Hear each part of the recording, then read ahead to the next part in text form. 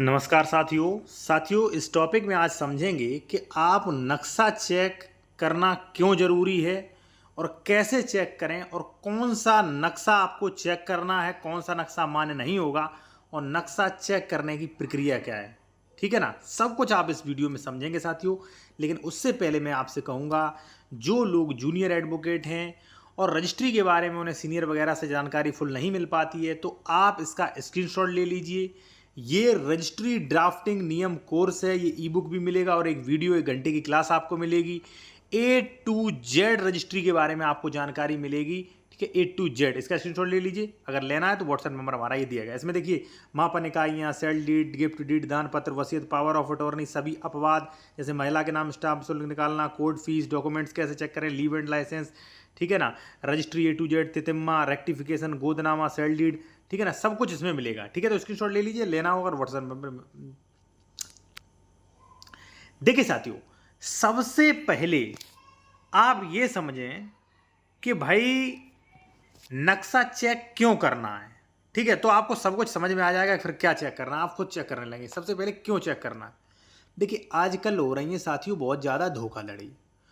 अब लोग बाग जो है, प्रॉपर्टी डीलर अपना नक्शा दिखा देते हैं कि ऐसा मतलब बनवा लिया किसी इंजीनियर से, ठीक है, या किसी मतलब मान लीजिए जो भी प्रिंट उसकी निकलवा ली, ये वही प्लॉट्स हैं और ये जो है ये है वो। तो साथियों, वो नक्शा इनवैलिड है 99%। अगर मान लीजिए लेआउट अप्रूव्ड नहीं है, उनका नक्शा पास नहीं है, तो उस नक्शे की वैल्यू जो है वो ज़ीरो है।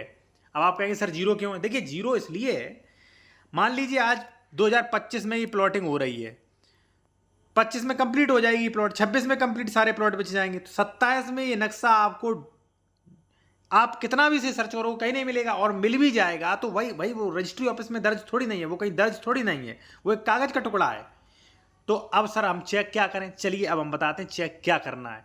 जो प्रॉपर्टी डीलर दे रहा है 99% अगर लेआउट पास नहीं है, वो नक्शा फेंक दो, कोई मान्यता नहीं है। ठीक है, बस वो बेच रहा है तो बेच रहा है। अब चेक क्या करें। अब ये चेक करो, ये नक्शा जो पूरा ये दिखा रहा है, ये किस गाटा में दिखा रहा है। जैसे 373 में दिखा रहा है, ठीक है, तो आपको क्या चेक करना है अब मैं बता रहा हूं। और देखिए, मैं आपसे कहूंगा साथियों, अगर आप कोई भी विशेषज्ञ द्वारा कानूनी सलाह लेना चाह रहे हैं तो कॉन्टैक्ट नंबर वीडियो के डिस्क्रिप्शन में मिल जाएगा, या आप कहीं भी प्रॉपर्टी खरीद रहे हैं, आपको डॉक्यूमेंट्स वेरिफिकेशन करवाना है बेहतर विशेषज्ञ द्वारा निष्पक्ष तरीके से, जैसे इसमें डबल रजिस्ट्री, नक्शा, ठीक है, 143, 80, सेक्शन 98, 116, 117, लगभग 15 प्रविष्टियां यहाँ पे चेक होती हैं, तो बेहतर तरीके से आप चेक करवा सकते हैं। कॉन्टैक्ट नंबर वीडियो के डिस्क्रिप्शन में मिल जाएगा। तो क्या कह रहे थे, जैसे मान लीजिए आपने पूछा कि श्रीमान जी आप किस खसरा में बेचोगे हमें, आपने कहा 373 में। आपने देखा कि हाँ 373 ये वाला है, ठीक है, ये वाला, ठीक है। 1 मिनट का समय दें, अब थोड़ा मैं आपको समझाने के लिए टाइम तो लगाऊंगा। आपने देखा ये 373 है, ठीक है, ये रोड के साइड वाला।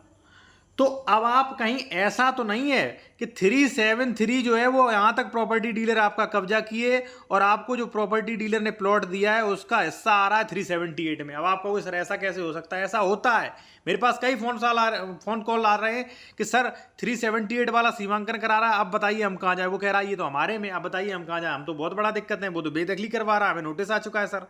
ठीक है, एक तो ये दिक्कत हो जाएगी। दूसरा एक ये भी दिक्कत है साथियों कि जैसे मान लीजिए हम जो है आपको रजिस्ट्री करवा रहे हैं, ठीक है, और आपने कहा कि सर किस में दोगे। मैंने कहा भाई 378 में। आपने कहा सर किधर है 378। मैंने कहा रोड से सटा हुआ है भाई, ये यहां पे देंगे।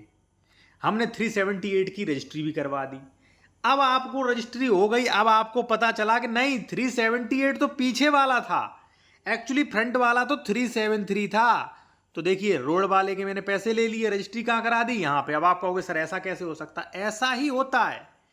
कहने का मतलब ये है साथियों कि जो प्रॉपर्टी डीलर नक्शा दिखा रहा वो नक्शा न देख के, अगर वो अप्रूव्ड नहीं है तो आप रेवेन्यू विभाग का नक्शा देखें कि एक्चुअली मुझे अगर 378 में अगर मान लीजिए रजिस्ट्री करवाई जा रही है तो मैं 378 में ही हूं, कहीं ऐसा तो नहीं 377 में हमारा चला गया प्लॉट। अब 377 वाला जो है सीमांकन कर रहा है धारा 24 में, या मान लीजिए वो 134 कर रहा है, या 116, 117 की कार्रवाई कर रहा है। कहाँ जाओगे। कई लोग नहीं कहते कि सर हमने तो डॉक्यूमेंट चेक करवा लिया। आपने क्या चेक करवा लिया बताइए, कौन बता देता है आपको। ठीक है ना। तो नक्शा इसलिए जरूरी होता है, अब पता चले आपने जो है 370 से 373 में आप रजिस्ट्री कराए बैठे हो, कब्जा दे दिया 374 में, और यही हो रहा है, ठीक है ना। तो कहाँ जाओगे आप, पैसा वेस्ट है आपका भाई, ठीक है ना। तो इस चीज का ध्यान रखें साथियों। अगर लेआउट पास है आपका, ठीक है ना, लेआउट पास है आपका तो कोई दिक्कत नहीं, नक्शा अप्रूव्ड है, कोई दिक्कत नहीं। वैसे मैं आपको जानकारी के लिए बता दूं कि 99% नक्शा अप्रूव्ड नहीं होते हैं, ठीक है ना। अब साथियों इसी के साथ टॉपिक खत्म करते हैं। उसके बाद में कहूंगा, अगर आप कोई भी विशेषज्ञ द्वारा डॉक्यूमेंट चेक करवाना चाह रहे हैं, चाहे भले ही आपने जमीन खरीद लिया है, तो आप विशेषज्ञ द्वारा एडवाइस लेंगे, बहुत ही निष्पक्ष तरीके से, बहुत ही एकदम क्लियर, ठीक है। तो इसी के साथ साथ मैं कहूंगा साथियों,